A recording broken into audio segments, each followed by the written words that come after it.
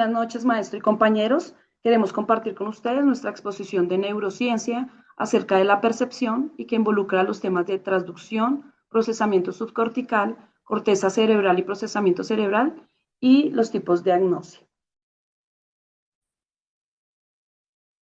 Nuestro grupo está compuesto por los siguientes integrantes: Karina Sánchez Gómez, Luisa Fernanda Jaramillo y quien presenta Kira Lisbeth García Acuña.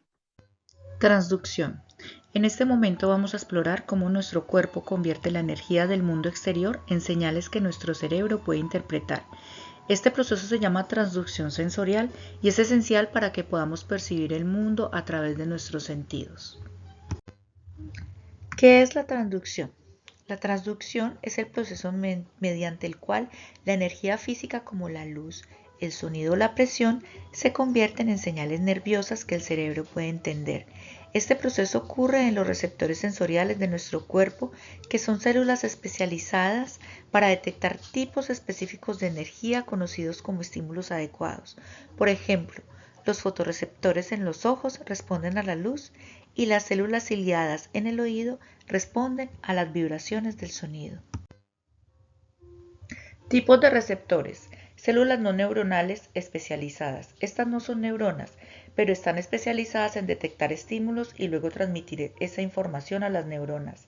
Ejemplo de ellos son los fotorreceptores en la retina. Detectan la luz y permiten la visión, incluyen los conos y bastones. Tenemos también las células ciliadas en la cóclea del oído. Detectan las vibraciones del sonido y transforman ese movimiento en señales eléctricas que las neuronas pueden procesar. Después tenemos las neuronas sensoriales, como los propios receptores y receptores cutáneos para el tacto. Estas sí son neuronas y tienen la capacidad de detectar directamente ciertos estímulos o recibir la información desde células no neuronales especializadas. Un ejemplo son los propios receptores que detectan la posición y movimiento del cuerpo, por ejemplo en músculos y articulaciones. Y tenemos los receptores cutáneos, detectan estímulos como presión, temperatura o dolor en la piel. Tenemos también los receptores olfatorios que se ubican en la nariz y detectan moléculas en el aire, permitiendo el sentido del olfato. Proceso de transducción. Estimulación de receptor. Un estímulo adecuado afecta a la célula receptora. La transducción sensorial comienza con un cambio en la permeabilidad de la membrana del receptor provocado por el estímulo. Esto cambia el potencial de membrana, lo que puede o no generar un potencial de acción. Esto genera una despolarización o hiperpolarización dependiendo del tipo de receptor. En la mayoría de los receptores se da una despolarización, la membrana se vuelve menos negativa, pero en los fotorreceptores el estímulo provoca una hiperpolarización, la membrana se vuelve más negativa. Si el cambio en el potencial de membrana es suficiente, se genera un potencial de acción y la señal viaja a través de las neuronas hacia el sistema nervioso. Esto genera una transmisión de la información. ¿Cómo sucede esto a nivel molecular? A través de la apertura o cierre de canales iónicos, ya sea directamente o mediante segundos mensajeros, que son sustancias dentro de la célula que amplifican la señal. Procesamiento subcortical. Activación de los receptores sensitivos. Los receptores sensoriales detectan diferentes tipos de energía del entorno, como luz, sonido o presión, y generan cambios en los potenciales de acción de las neuronas sensoriales. La información se transmite al sistema nervioso central a través de nervios craneales y espinales. Una vez que el impulso es generado, la información sensorial viaja al sistema nervioso central. En este camino el tálamo juega un papel muy importante. El tálamo es como una estación de relevo que envía la información a las áreas correctas del cerebro. Ejemplos de los núcleos sensoriales del tálamo. El núcleo geniculado lateral procesa la información visual. El núcleo geniculado medial maneja la información auditiva. El núcleo ventral posteromedial, el gusto y la somatosensación. El núcleo ventral posterolateral procesa la información somatosensorial. Procesamiento sensorial subcortical. La información sensorial es procesada en núcleos del tronco encefálico antes de llegar al tálamo. Ejemplo, sistema auditivo.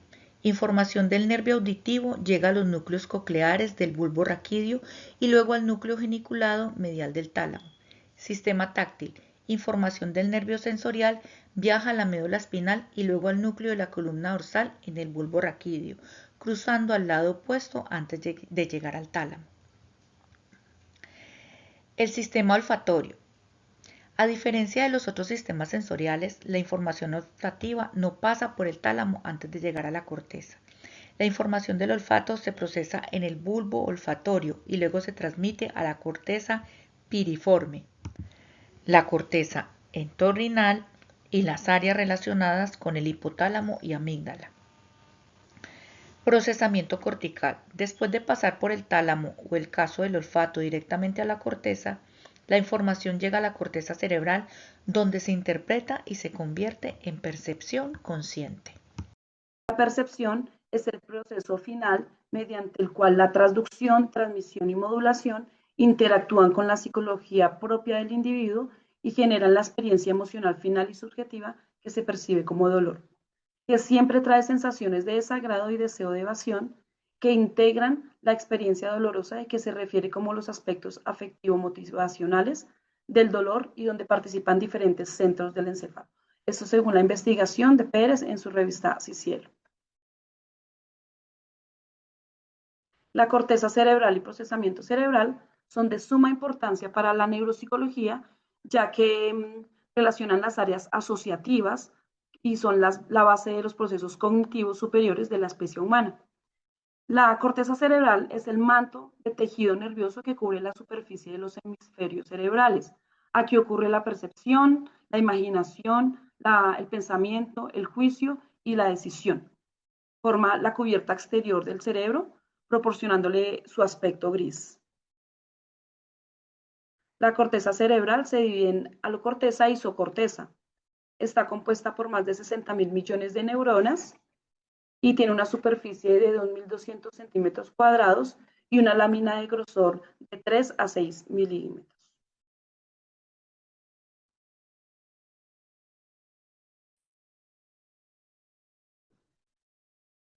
La isocorteza o neocorteza compone el 90% de la corteza cerebral.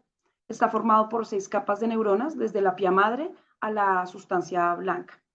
Esta es la tabla de histología de la isocorteza cerebral, que compone 6 capas de funciones específicas, entre ellas algunas en donde se tiene una función centrípeta y otras centrífuga, es decir, unas capas envían información y otras la recepción.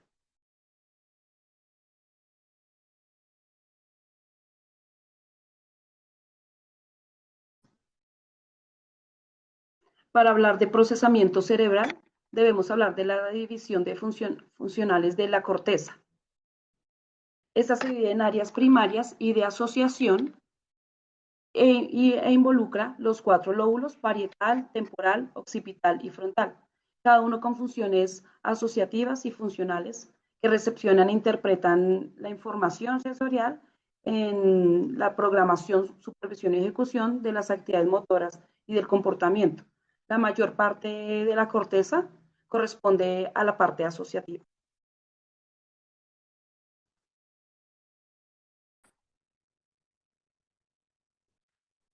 Al hablar de divisiones, encontramos áreas primarias, secundarias y terciarias, que según los mapas de Brodmann nos hablan de la localización de las principales áreas funcionales de la corteza cerebral.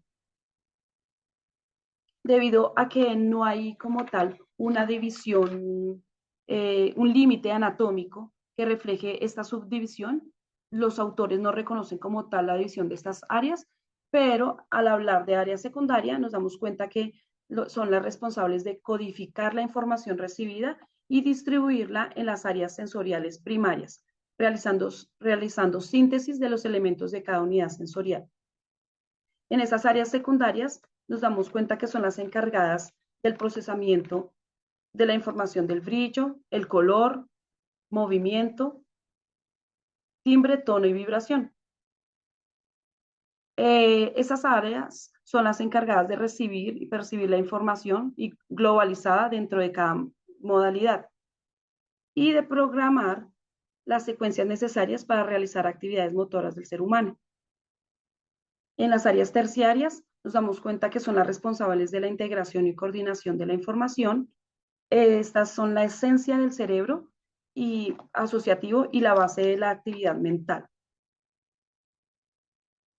Entre estas áreas asociativas están las áreas, la de corteza gustativa, que tiene que ver con los sabores, la corteza somestésica, que relaciona las sensaciones, el procesamiento de las sensaciones, la corteza auditiva, que relaciona el procesamiento del sonido, la corteza visual, que está relacionada con la visión, y la corteza vestibular, que procesa el equilibrio y la sinestesia. Una lesión en estas áreas produce un trastorno del pensamiento, es decir, la inhabilidad para guardar los pensamientos y recordarlos, quedaría como una memoria a corto plazo. Las bases asociativas del cerebro se ubican en la corteza prefrontal y la corteza prefrontal ocupa la zona anterior al lóbulo frontal y constituye la base de los procesos de pensamiento más específicos y simbólicos de la especie humana. Aquí se produce la intencionalidad, supervisión y control de comportamientos conocidos como funciones ejecutivas.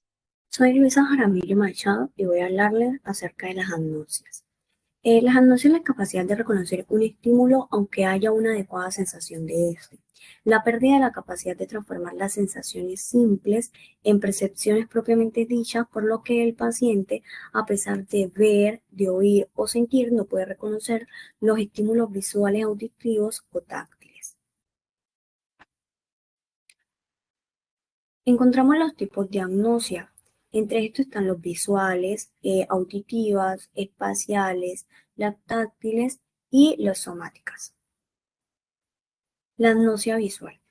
Quienes sufren este tipo de agnosias pueden ver, o sea, identificar líneas, formas, diferentes niveles de iluminación, describir las partes del estímulo visual y en ocasiones copiar un objeto, pero son incapaces de reconocer el significado de lo que ven, que es el objeto.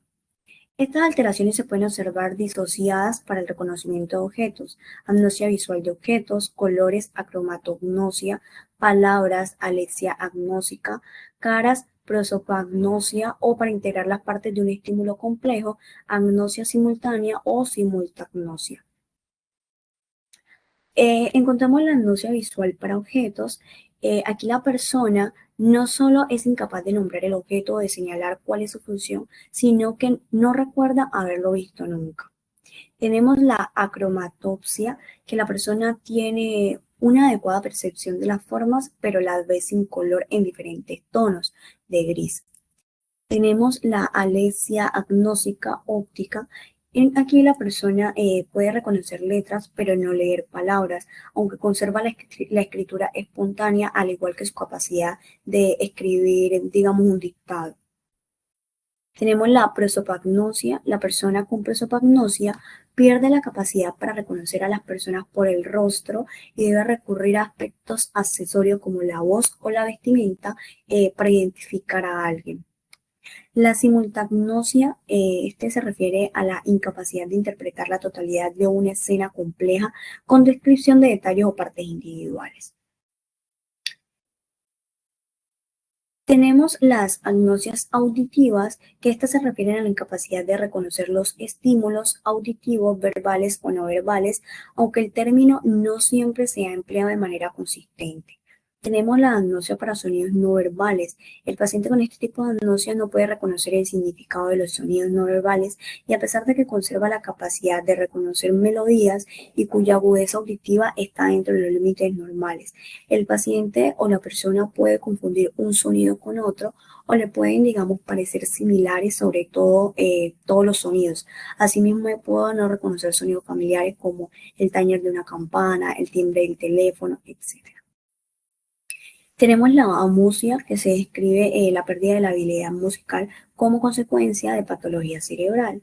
Están las agnosias táctiles, que esta es como la pérdida del reconocimiento táctil de objeto con una adecuada sensibilidad primaria. Se denomina asterognosia y esta puede ser primaria o secundaria.